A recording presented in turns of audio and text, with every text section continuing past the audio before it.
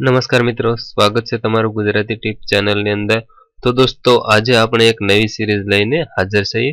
તો આ સિરીઝની અંદર આપણે MS એક્સેલ જે વિદ્યાર્થી મિત્રો શીખતા હોય તેના માટે ખૂબ જ અગત્યનું મટીરીયલ આ વિડીયોની અંદર હું તમને પેશ કરીશ, તથા જે મિત્રો જે હાલની અંદર MS એક્સેલ શીખી રહ્યા છે એના માટે ખૂબ જ ઉપયોગી છે। તો આ સિરીઝની અંદર આપણે MS એક્સેલ ટેસ્ટ પેપર વિશે માહિતી મેળવીશું। તો જે મિત્રો હજુ સુધી અમારી ચેનલ સબસ્ક્રાઇબ નથી કરી તેને જણાવવાનું કે પ્લીઝ અમારી ચેનલ સબસ્ક્રાઇબ કરી અને સાથેનું બેલ આઇકન જરૂર દબાવજો, જેથી કરીને અમે આવા નવી સિરીઝ જ્યારે પણ અપલોડ કરશું કે તરત જ તમને નોટિફિકેશન દ્વારા જાણ થઈ શકશે। તો દોસ્તો, ચાલો જોઈએ MS એક્સેલ ની વિશેની અગત્યની માહિતી। તો પ્રશ્ન 1, નીચેનામાંથી ગાણિતિક ક્રિયાઓ કરવા માટે ઉપયોગી પ્રોગ્રામ કયો છે? તો એનો જવાબ આવશે MS એક્સેલ। મિત્રોને ખાસ જણાવવાનું કે દોસ્તો, આ સિરીઝ પૂરી થશે એટલે તરત જ તમને આ PDF બુક છે તમને આપવામાં આવશે। તો તેના માટે પણ તમે અમારી ચેનલ સબસ્ક્રાઇબ કરો, જેથી કરીને નોટિફિકેશન તમને જલ્દી મળી રહે। તો ગાણિતિક ક્રિયાઓ કરવા માટે ઉપયોગી પ્રોગ્રામ છે MS એક્સેલ। ત્યારબાદ જોઈએ MS એક્સેલમાં નવી વર્કબુક બનાવવા માટે વપરાતો કમાન્ડ કયો છે? તો એનો જવાબ છે ન્યૂ। ત્યારબાદ છે MS એક્સેલમાં ઓપન કમાન્ડની શોર્ટકટ કી કઈ છે? તો જવાબ આવશે Ctrl+O। ત્યારબાદ આપણે જોઈશું MS એક્સેલમાં સેવ કમાન્ડનો ઉપયોગ શું છે? તો MS એક્સેલની અંદર સેવ કમાન્ડનો ઉપયોગ છે વર્કબુકનો સંગ્રહ કરવા માટે। ત્યારબાદ આપણે જોઈશું MS એક્સેલમાં પેજ સેટઅપ કમાન્ડનો ઉપયોગ શું છે? તો MS એક્સેલની અંદર પેજ સેટઅપ કમાન્ડનો ઉપયોગ છે પેજના માર્જિન બદલવા માટે। ત્યારબાદ જોઈએ આપણે પ્રિન્ટ કાઢવા માટેની શોર્ટકટ કી કઈ છે? તો પ્રિન્ટ કાઢવા માટેની શોર્ટકટ કી છે Ctrl+P। ત્યારબાદ જોઈએ નીચેનામાંથી કઈ રીતે MS એક્સેલ પ્રોગ્રામ છે બંધ કરી શકાય છે? તો આમાંથી બધી જ રીતે છે MS એક્સેલ પ્રોગ્રામ છે બંધ કરી શકાય છે। જેવી રીતે ફાઇલની અંદર જઈ અને ફાઇલ મેનુની માંથી પણ એક્ઝિટ કરી શકાય છે, તથા કંટ્રોલ બટનમાંથી જે ક્લોઝ બટન આવે છે તેના વડે પણ તમે ક્લોઝ કરી શકો છો, તથા Alt+F4 જે બટન દબાવશો તેવી રીતે પણ તમે MS એક્સેલ પ્રોગ્રામને છે બંધ કરી શકશો। ત્યારબાદ જોઈએ આપણે MS એક્સેલ પ્રોગ્રામ શરૂ થતા વર્કબુકમાં ડિફોલ્ટ કેટલી વર્કશીટ ઉપલબ્ધ હોય છે? તો જ્યારે તમે MS એક્સેલ પ્રોગ્રામ શરૂ કરો છો તો વર્કબુકમાં ડિફોલ્ટ 3 વર્કશીટ છે ઉપલબ્ધ હોય છે। ત્યારબાદ જોઈએ આપણે એક કરતાં વધુ વર્કશીટના સમૂહને શું કહે છે? તો એક કરતાં વધુ વર્કશીટના સમૂહને વર્કબુક કહેવામાં આવે છે। ત્યારબાદ જોઈએ આપણે MS એક્સેલમાં કોલમ એટલે શું? તો MS એક્સેલની અંદર કોલમ એટલે જે ઊભા સ્તંભ છે તેને કોલમ કહેવામાં આવે છે। તો તેવી જ રીતે MS એક્સેલમાં રો એટલે શું? તો રો એટલે MS એક્સેલની અંદરની જે આડી હરોળ હોય છે તેને રો કહેવામાં આવે છે। ઊભા સ્તંભને કોલમ તથા આડી હરોળને રો કહેવામાં આવે છે। ત્યારબાદ જોઈએ આપણે MS એક્સેલમાં સેલ એટલે શું? તો MS એક્સેલમાં સેલ એટલે રો અને કોલમના છેદનથી બનતું ખાનું, એને સેલ કહેવામાં આવે છે। ત્યારબાદ જોઈએ આપણે એક વર્કશીટમાં કુલ કેટલી રો હોય છે? તો એક વર્કશીટની અંદર છે કુલ 65,536 રો આવેલી હોય છે। ત્યારબાદ જોઈએ આપણે MS એક્સેલમાં ડેટા સંગ્રહવા માટે ઉપયોગમાં લેવાતો નાનામાં નાનો એકમને શું કહે છે? તો MS એક્સેલમાં જે ડેટા સંગ્રહવા માટે ઉપયોગમાં લેવાતો નાનામાં નાના એકમને આપણે સેલ કહેતા હોય છે। ત્યારબાદ જોઈએ આપણે સક્રિય સેલમાં એડ્રેસને ખાલી જગ્યામાં દર્શાવવામાં આવે છે। તો સક્રિય સેલના એડ્રેસને એડ્રેસ બોક્સની અંદર છે દર્શાવવામાં આવે છે। ત્યારબાદ જો આપણે નીચેનામાંથી કઈ કી દ્વારા સેલ A1 પર જઈ શકાય છે? તો જવાબ છે Ctrl+Home। આ કી દબાવવાથી આપણે સેલ A1 પર જઈ શકાય છે। ત્યારબાદ જોઈએ આપણે સક્રિય સેલની જમણી બાજુના સેલ પર જવા માટે કઈ કી વપરાય છે?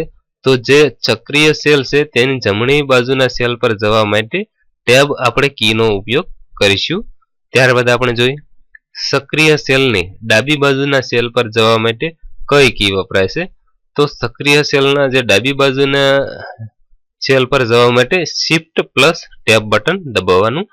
જમણી બાજુમાં ટેબ અને ડાબી બાજુ છે શિફ્ટ અને ટેબ. ત્યારબાદ જોઈએ આપણે સક્રિય સેલની નીચેના સેલ પર જવા માટે કઈ કી વપરાય છે. તો સક્રિય સેલના નીચેના સેલ પર જવા માટે એન્ટર કીનો ઉપયોગ થશે. તો તેવી જ રીતે સક્રિય સેલની ઉપરના સેલ પર જવા માટે કઈ કી વપરાય છે. તો સક્રિય સેલના ઉપરના સેલ પર જવા માટે શિફ્ટ પ્લસ એન્ટર. આ ઉપર નીચેની બાજુ છે એન્ટર અને ઉપરની સેલની અંદર જવા માટે શિફ્ટ પ્લસ એન્ટર. ત્યારબાદ જોઈએ આપણે MS એક્સેલમાં નંબરની હારમાળા આપમેળે લાવવા નીચેનામાંથી કયો વિકલ્પ ઉપયોગી છે. તો MS એક્સેલમાં નંબરની હારમાળા આપમેળે લાવવા માટે નીચેનામાંથી એડિટ ની અંદર ફાઇલની અંદર સિરીઝ આ વિકલ્પ ઉપયોગી છે. ત્યારબાદ આપણે જોઈશું સિરીઝ ડાયલોગ બોક્સના ખાલી જગ્યા વિકલ્પનો ભૌમિતિક શ્રેણી માટે થાય છે. તો સિરીઝ ડાયલોગ બોક્સના જે ઓટોફિલ વિકલ્પનો છે ભૌમિતિક શ્રેણી માટે ઉપયોગ થાય છે. તો ત્યારબાદ આપણે જોઈશું MS એક્સેલમાં નવી વર્કશીટ ઉમેરવા માટે ઉપયોગી વિકલ્પ કયો છે. તો MS એક્સેલમાં નવી વર્કશીટ ઉમેરવા માટે ઇન્સર્ટ ની અંદર વર્કશીટ નો ઉપયોગ થાય છે વિકલ્પનો ઉપયોગ થાય છે. ત્યારબાદ જોઈએ આપણે MS એક્સેલ ફાઇલનું એક્સટેન્શન શું હોય છે. તો MS એક્સેલ ફાઇલનું એક્સટેન્શન હોય છે .xls. ત્યારબાદ જોઈએ આપણે કે વર્કશીટમાં સેલની રો અને સેલની કોલમ દ્વારા બનતા સેલનું એડ્રેસ ખાલી જગ્યા હોય છે. તો વર્કશીટની અંદર સેલની રો અને સેલની કોલમ દ્વારા જે સેલ બને છે આ સેલનું એડ્રેસ હશે IV 6553 એટલે કે IV 65536. ત્યારબાદ આપણે જોઈશું સંબંધિત સેલ સક્રિય કરવા માટે ખાલી જગ્યા કી વપરાય છે. તો સંબંધિત સેલને સક્રિય કરવા માટે F2 કીનો વપરાય છે અથવા તો ઉપયોગ થાય છે. ત્યારબાદ જોઈએ આપણે સક્રિય રોના પ્રથમ સેલમાં જવા માટે કઈ કી વપરાય છે. તો સક્રિય રોના પ્રથમ સેલની અંદર જવા માટે હોમ કીનો ઉપયોગ થાય છે. ત્યારબાદ જોઈએ આપણે નીચેનામાંથી કઈ કી ઇન્સર્ટ પોઈન્ટના ડાબી તરફના અક્ષરો ભૂંસે છે. તો જે બેકસ્પેસ કી આવે છે તેની મદદથી આપણે ઇન્સર્ટ પોઈન્ટના ડાબી તરફના અક્ષરો પૂછી શકીએ છીએ.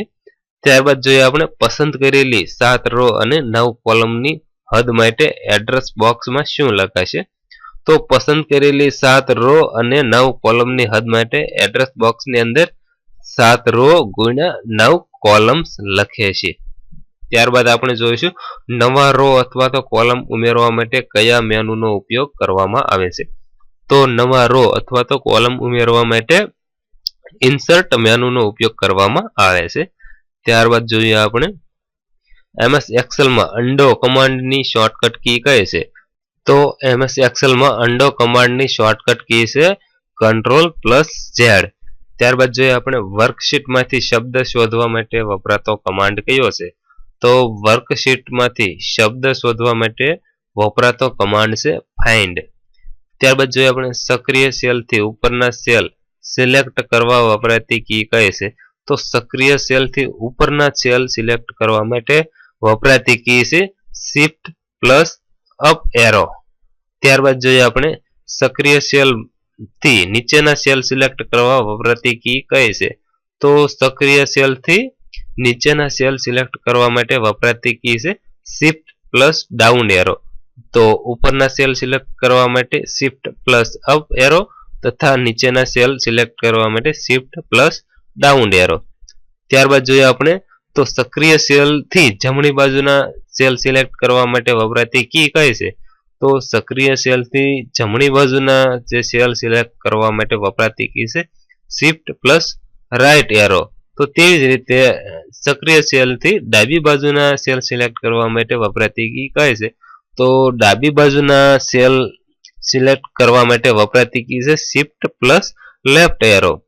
ત્યારબાદ જોઈએ આપણે MS એક્સેલમાં ખાલી જગ્યા માહિતીને સેલમાં ડાબી બાજુ ગોઠવી અને દર્શાવવામાં આવે છે. તો MS એક્સેલમાં શાબ્દિક જે માહિતીને સેલમાં ડાબી બાજુ ગોઠવવામાં આવી અને દર્શાવવામાં આવે છે. ત્યારબાદ જોઈએ આપણે MS એક્સેલમાં ખાલી જગ્યા માહિતીને સેલમાં જમણી બાજુ ગોઠવીને દર્શાવવામાં આવે છે. તો MS એક્સેલમાં આંકડાકીય માહિતીને સેલમાં જમણી બાજુ ગોઠવીને દર્શાવવામાં આવે છે. તો ડાબી બાજુ શાબ્દિક એટલે કે શબ્દ અને જમણી બાજુ છે આંકડાકીય માહિતી દર્શાવવામાં આવે છે. ત્યારબાદ જોઈએ આપણે માર્જ સેલ વિકલ્પ કયા મેનુમાંથી મળે છે? તો માર્જ સેલ વિકલ્પ છે ફોર્મેટ મેનુમાંથી મળે છે. ત્યારબાદ જોઈએ આપણે માર્જ સેલ વિકલ્પનો ઉપયોગ શું છે? તો માર્જ સેલ વિકલ્પનો ઉપયોગ છે 2 કે તેથી વધુ સેલ ભેગા કરવા, આવો ઉપયોગ થાય છે. ત્યારબાદ જોઈએ આપણે ઊભા સ્તંભની પહોળાઈ બદલવા નીચેનામાંથી કયો વિકલ્પ વપરાય છે? તો ઊભા સ્તંભની પહોળાઈ બદલાવવા માટે એડિટની અંદર કોલમની અંદર વિડ્થ આ વિકલ્પનો ઉપયોગ થાય છે અને વપરાય છે. ત્યારબાદ જોઈએ આપણે તો આડી હરોળની ઊંચાઈ બદલાવવા માટે નીચેનામાંથી કયો વિકલ્પ વપરાય છે? તો આડી હરોળની ઊંચાઈ બદલવા માટે નીચેનામાંથી એડિટની અંદર રૂ અને રોની અંદર છે હાઇટ આ વિકલ્પનો ઉપયોગ થશે. ત્યારબાદ જોઈએ આપણે માહિતીને ચડતા ક્રમમાં ગોઠવવા કયા વિકલ્પનો ઉપયોગ થાય છે? તો માહિતીને ચડતા ક્રમમાં ગોઠવવા માટે એસેન્ડિંગ વિકલ્પનો ઉપયોગ થશે. ત્યારબાદ તેવી જ રીતે માહિતીને ઉતરતા ક્રમમાં ગોઠવવા માટે કયો વિકલ્પ ઉપયોગી છે? તો માહિતીને ઉતરતા ક્રમમાં ગોઠવવા માટે ડિસેન્ડિંગ નો વિકલ્પનો ઉપયોગ થશે. તો ચડતા ક્રમમાં એસેન્ડિંગ અને ઉતરતા ક્રમમાં ડિસેન્ડિંગ વિકલ્પનો ઉપયોગ થાય છે. ત્યારબાદ જોઈએ આપણે માહિતીને કક્કાવારી ક્રમમાં ગોઠવવા માટે વપરાતો શોર્ટ ઓપ્શન કયા મેનુમાંથી મળે છે? તો માહિતીને કક્કાવારી ક્રમમાં ગોઠવવા માટે વપરાતો શોર્ટ ઓપ્શન છે ડેટા મેનુમાંથી આપણને મળશે. તો તેવી જ રીતે માહિતીના પૃથ્થકરણ માટે વપરાતો ફિલ્ટર ઓપ્શન કયા મેનુમાંથી મળશે? તો માહિતીના પૃથ્થકરણ માટે વપરાતો ફિલ્ટર ઓપ્શન પણ આપણને ડેટા જે મેનુમાંથી મળશે. ત્યારબાદ છે રો કે કોલમને સંતાડવા એટલે કે હાઇડ કરવા માટેનું ઓપ્શન કયા મેનુમાંથી મળશે? તો રો કે કોલમને સંતાડવા માટે એટલે કે હાઇડ કરવા માટેનું ઓપ્શન આપણને ફોર્મેટ મેનુમાંથી આપણને મળશે. ત્યારબાદ જોઈએ આપણે સક્રિય સેલમાં પડેલા ડેટાને સુધારવા માટે કીબોર્ડ પરની કઈ કી ઉપયોગી છે?